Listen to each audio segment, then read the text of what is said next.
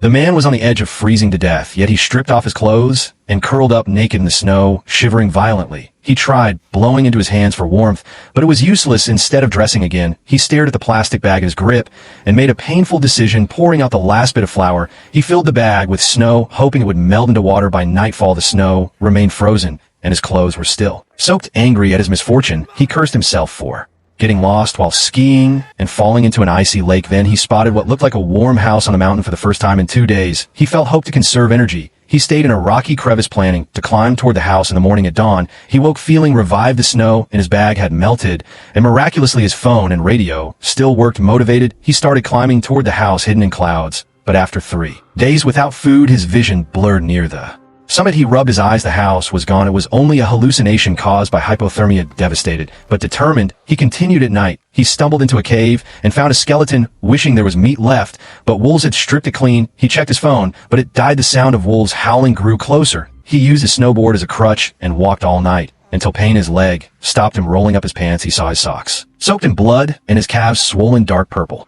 If he waited any longer, the socks would fuse with his skin. Clenching his teeth, he ripped them off, pain searing through him. He tore away loose flesh and almost ate it, but couldn't. He stuffed it into his pocket. Suddenly a helicopter appeared. He screamed for help, but it flew past. Exhausted, he collapsed, hallucinating his mother and thinking how she would live without him. That thought kept him alive until the 8th day. Desperate to see his family again, he forced himself to eat the flesh. The taste made him gag, but he swallowed it. He fixed his eyes on the steep slope ahead and decided to risk it all, crawling upward, checking his radio every few steps. Finally, he reached the summit and turned on the radio. Still no signal. He dragged himself to the peak's center, battery at 4%, ready to die. He lay back, turned on the recorder, and spoke his final goodbye.